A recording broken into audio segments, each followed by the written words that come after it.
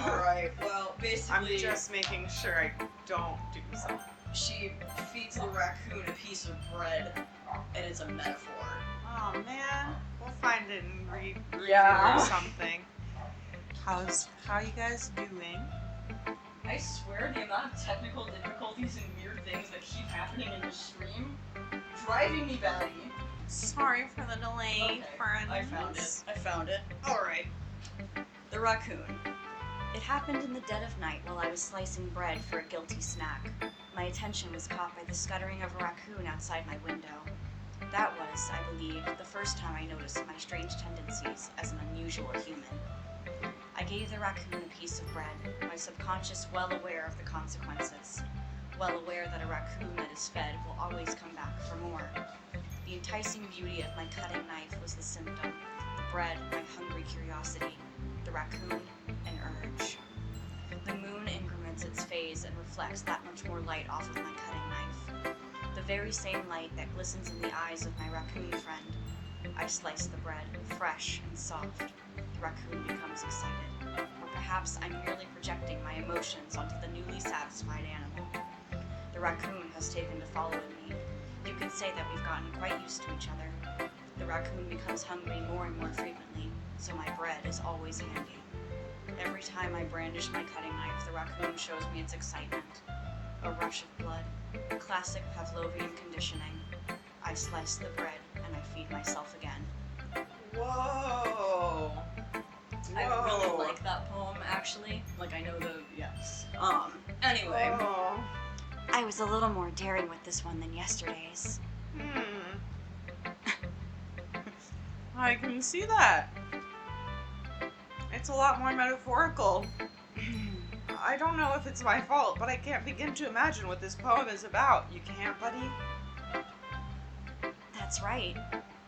It's a bit closer to my preferred writing style. Using the poem as a canvas to express vivid imagery and conveying emotions through them.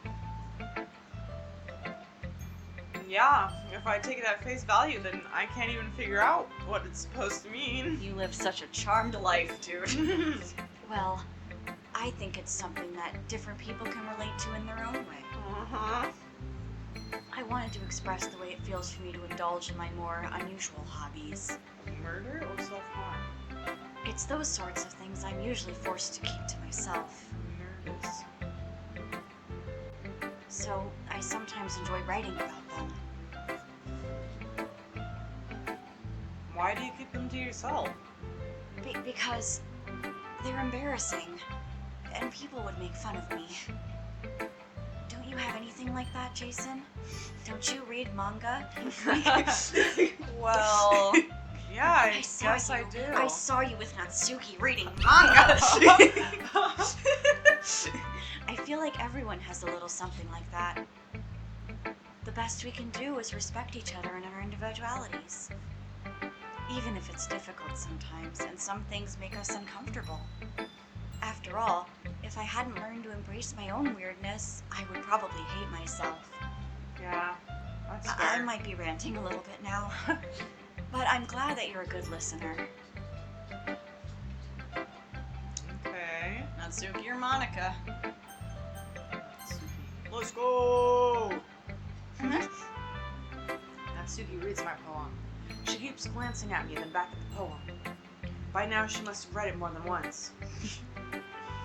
Aren't you supposed to be bad at this? Is that a compliment? No. I mean, you know. Natsuki struggles to find the words she wants. I just expected a lot less after what you showed me yesterday. Whoa. That's all. Well, I guess I just got lucky with this one. Yeah, exactly. Stupid. Bob, as you said. No, I can't do that. You just got lucky, you know? Don't get used to it. You won't always manage to write poems this cute. I mean, well written. No, I mean... Ah, so that's how it is. My poem is cute? No! Why are you smiling? It's not like I like cute things. Natsuki shoves my poem back towards me. Reading it again, I decided that it's not so great after all.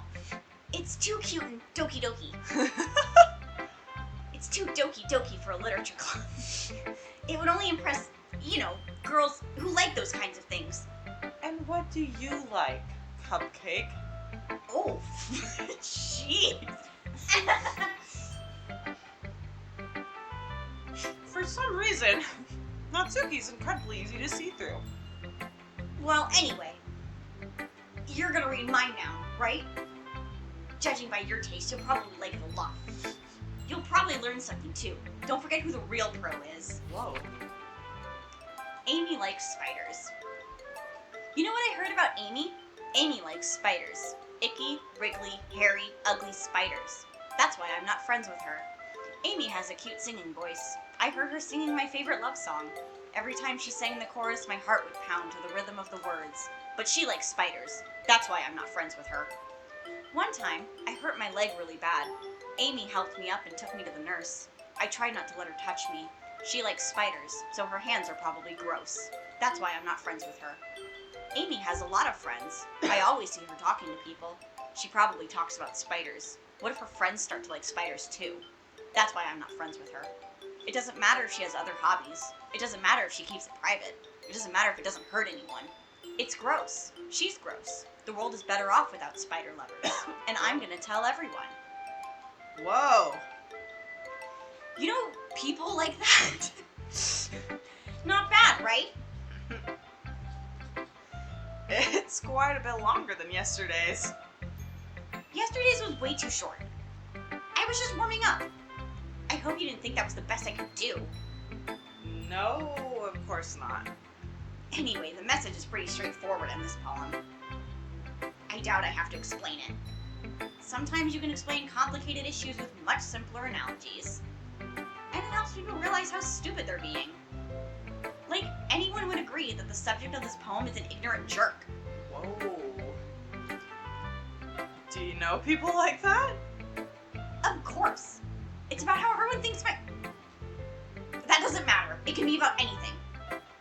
I wrote it to be easy to relate to. Everyone has some kind of weird hobby or guilty pleasure. Yeah. Something that you're afraid if people find out, they make fun of you or think less of you. But that just makes people stupid. Who cares what someone likes, as long as they're not hurting anyone and it makes them happy? I think people really need to learn to respect others for liking weird things. Huh, that's funny. Yuri wrote about something similar today. Huh? Did you say Yuri? Yeah. She said her poem was about an unusual hobby of hers. I didn't really get it, but she said something similar to you. That people shouldn't make each other feel insecure about those things. Really? Well, I mean, Yuri's pretty weird, so I wouldn't doubt that she has some weird hobbies. Not that there's anything wrong with that. It's not like I would judge her or anything. Natsuki has trouble finding words. I guess I should try not to be so mean to her. If she feels insecure about her weird behaviors and stuff, I mean, I always hate people who make me feel insecure. Okay.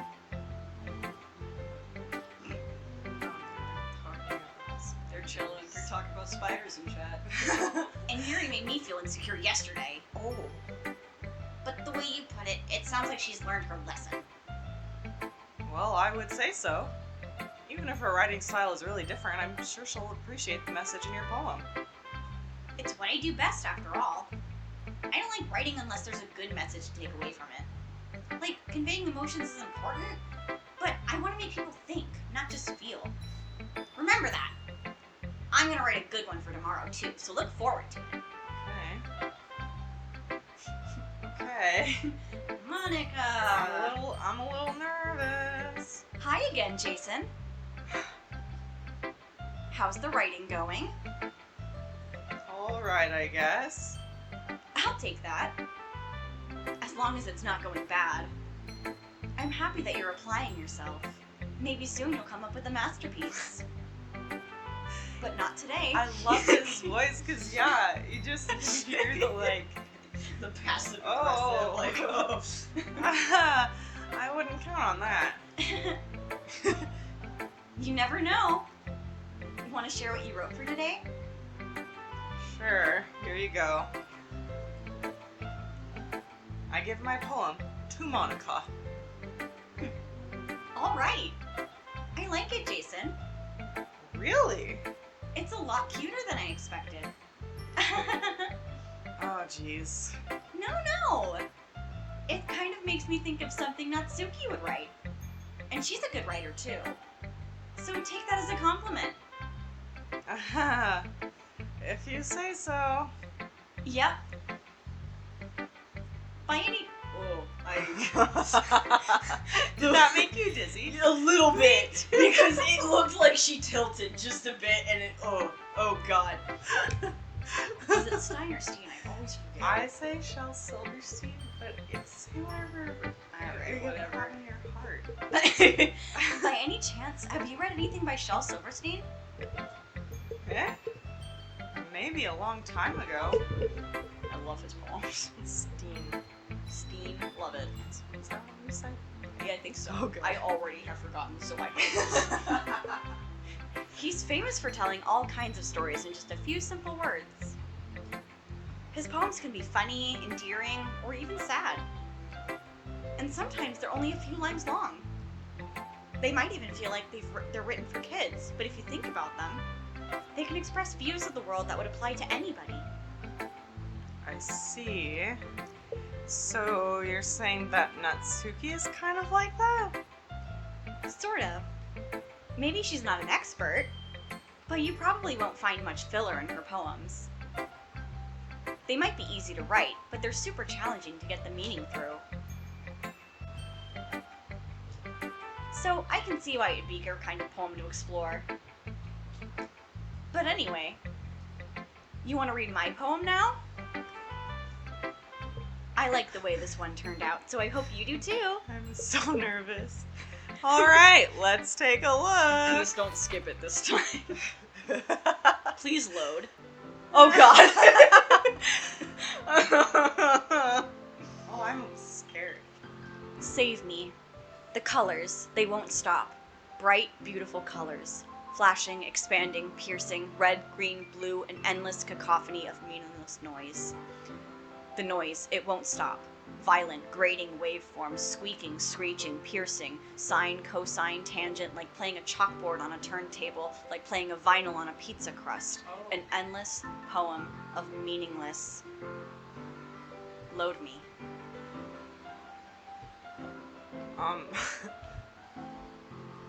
Is that, That's the poem. You can click off now. It's even more abstract than your last one, huh? I guess it's just the way I write. I'm sorry if you don't like it. No, I never said that. It's just the kind of thing I've never really seen before, I guess. I kind of like playing with my space on the paper. Choosing where and how to space your words can totally change the mood of your poem. Yeah. It's almost like magic. The way I wrote the lines really short makes it feel like they're trying to speak over the noise. I see. It's still hard for me to tell what it's about, though. Don't even worry about it. Uh, Sometimes asking what a poem is about isn't the right question. okay. A poem can be as abstract as a physical expression of a feeling, or a conversation with the reader. So putting it that way, not every poem is about something. Anyway, here's Monica's writing tip of the day. Oh. Sometimes you'll find yourself facing a difficult decision. When that happens, don't forget to save your game. Should I save the game right now? I'm gonna save the game right now. Don't forget to save your game. Please don't say it like that. Okay. You never know when you might change your mind. Or when something unexpected may happen. Wait, is this tip even about writing? What am I even talking about? That's my advice for today. Thanks for listening.